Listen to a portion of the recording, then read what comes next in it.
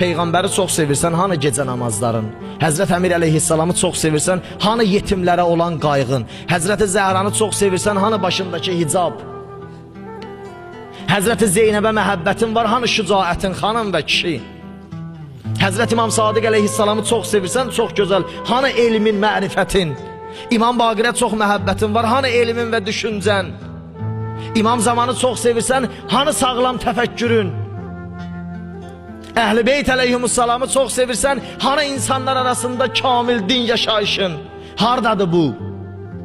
Gərək cəmiyyət çox ola, insanların baxışı çox ola, say çox ola, sənə hər tərəfdən çox qiymətlər verilə din yaşayasan, din odur insan tənha qalanda onu yaşaya bilər.